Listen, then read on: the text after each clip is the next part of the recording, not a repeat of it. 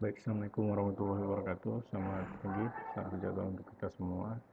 Jadi, untuk materi pagi ini saya akan menjelaskan tentang batuan sedimen ya.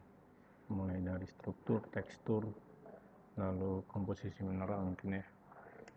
Juga kalau sempat saya akan masukkan tentang penjelasan sedikit mengenai batuan piroklastik ya. Oke, kita langsung masuk aja ke materinya ya. Jadi batuan sedimen adalah batuan yang terbentuk dari bahan yang pernah lepas dan bahan terlalu hasil proses mekanis dan kimia dari batuan yang telah ada sebelumnya, atau dari cangkang binatang maupun dari sisa tumbuhan. Nah, untuk contoh dari proses mekanis ini terdiri dari pelapukan, erosi, oke.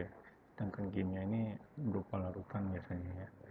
Lalu proses-proses tersebut mencakup penghancuran batuan oleh pelapukan dan erosi hasil keduanya dan pengangkutan hasil tersebut ke tempat di mana diendapkan. Lalu endapan tersebut kemudian terubah oleh proses kompaksi ya dan sementasi menjadi batuan yang padat atau kita kenal dengan litifikasi ya. Next. Nah ini untuk origin atau introduction-nya ya. Jadi emang batuan sedimen ini selalu proses pelapukan, erosi, transportasi dan deposisi ya atau pengendapan ini selalu terjadi ya secara kontinu. Namun dia memang selalu terjadi ya secara kontinu, namun tidak selalu semua tempat itu mengalami terisi atau terjadi pengendapan ya. Contohnya mungkin kita ambil di Lembah Harau itu ya, dimana batuan basementnya itu adalah batuan-batuan yang berumur perem ya. Contohnya itu formasi Kuantan ya, mana formasi Kuantan ini terdiri dari 3 fasies, ada kuarsit, lalu serpi dan marmer ya. Lalu setelah batuan basement ini terendapkan pada umur perem sampai karbon sampai perem, dari umur Trias Jura Kapur itu tidak mengalami pengendapan sama sekali. Nah itu yang kita kenal dengan hiatus ya.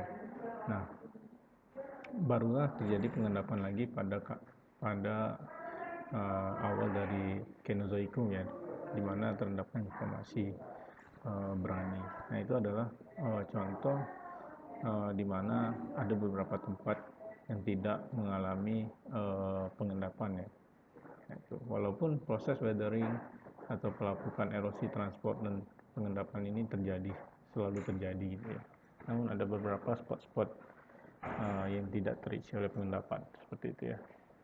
Lalu biasanya pasti proses pengendapan itu kan pasti selalu mengisi bagian yang terendah terlebih dahulu, barulah bagian yang ketinggian ya. Nah itu seperti itu. Lalu sedimentary rock always being made and found nearly everywhere ya, hampir bisa ditemukan di mana-mana. 75% of all rock outcrop on continent. Jadi 75% dari singkapan batuan ya adalah berada di kontinen ya. Lalu contain evidence of past event and environment. Jadi mengandung bukti dan peristiwa masa lalu ya dan lingkungannya ya. Quite important economically. Jadi memang umumnya ya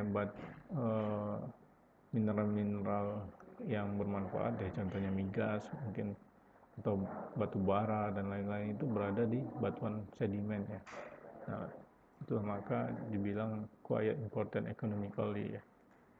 Nah, jadi memang batuan sedimen ini mengandung bukti-bukti peristiwa dari lingkungan pada masa lalu ya, bisa dilihat dari fosil yang terdapat di batuan sedimen untuk menentukan umur dan kejadian-kejadian yang terjadi pada zaman lampau ya. Dan batuan sedimen ini sangat banyak ya manfaatnya ya. Bisa sebagai wadah dari suatu reservoir air ya, sebagai wadah dari reservoir minyak, sebagai tempat terendapkan mineral ekonomis seperti perak, emas, nikel, timah dan lain-lain ya. Nah, itulah betapa pentingnya dan bermanfaatnya batuan sedimen ya. Next. Jadi batuan sedimen ini secara garis besar berdasarkan pada sifat-sifatnya ya dan cara terbentuknya dapat dikelompokkan menjadi 4. Yang pertama ini adalah batuan sedimen detritus atau klastik ya, merupakan kumpulan fragmen batuan yang diikat oleh semennya atau berada di dalam suatu massa dasar. Lalu yang kedua, batuan sedimen kimiawi yang terbentuk dari hasil penguapan ya atau evaporasi larutan garam dalam air yang umumnya bersifat kristalin ya. Lalu batuan sedimen organik yang terbentuk dari tumbuhan asal organik cangkang, binatang ataupun sisa-sisa tumbuhan ya. Lalu yang keempat adalah batuan sedimen karbonat ya, batu gamping dan dolomit. Merupakan batuan sedimen ya, dapat berupa ketiga kelompok di atas ya, yang terdiri dari 50% atau lebih ya karbonat itu ya. Nah, ini adalah pengelompokan dari batuan sedimen ya.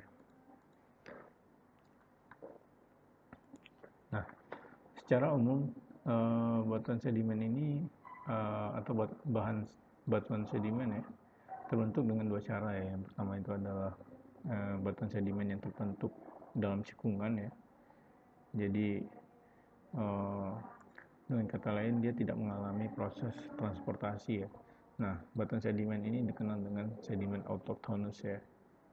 Nah, yang termasuk ke dalam kelompok batuan autochthonous ini antara lain adalah batuan evaporit ya. Contohnya itu halit ya, atau garam, dan batu gamping.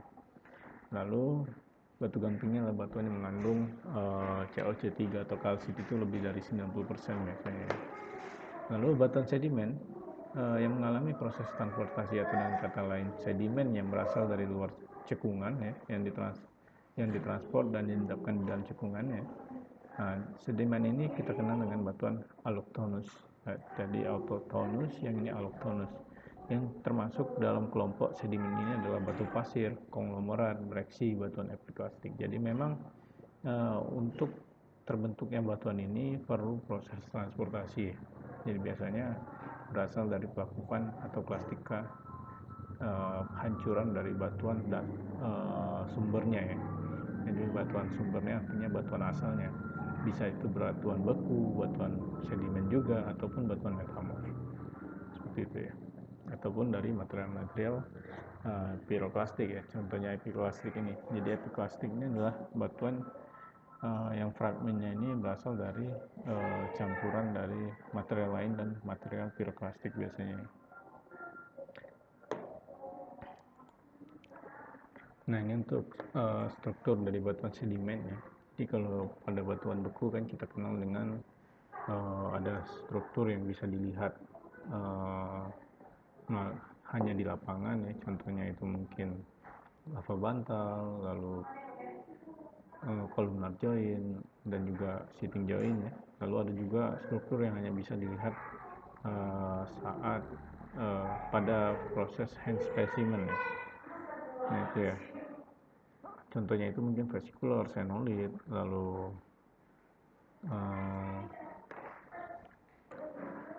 skoria, amigdaloidal, masif, dan lain-lainnya. Jadi untuk batuan sedimen, struktur batuan sedimen ini dapat diklasifikasikan menjadi dua ya. Jadi ada struktur primer dan struktur sekunder. Di mana struktur primer atau kita kenal dengan si genetik ini adalah struktur yang terbentuk bersama dengan pembentukan batuan sedimen itu sendiri. Jadi mungkin struktur yang terbentuk saat proses pengendapan lah intinya ya. Jadi struktur tersebut atau struktur primer ini terbagi menjadi tiga ya. Yang pertama itu struktur fisika, struktur biologi, dan struktur kimia. Di mana struktur fisika ini adalah struktur yang terbentuk karena proses fisika ya. Biasanya berupa karena arus ya, ataupun karena adanya gelombang air ya. Nah, contoh dari struktur ini adalah yang pertama bedding, cross bedding, graded bedding, inverted graded bedding, dan lamination. Jadi bedding ini ada perlapisan ya. Maksudnya cross bedding ini adalah perlapisan yang saling silang-siur ya. Jadi arahnya itu saling berlawanan ya. Biasanya terjadi karena adanya arus yang selalu berubah-ubah ya. Lalu graded bedding karena adalah perlapisan yang menunjukkan penjajaran butiran ya, dari kasar ke halus. Kalau inverted ini adalah kebalikan dari graded bedding. Laminasi ini adalah perlapisan yang tipis ya, kurang dari 1 cm biasanya.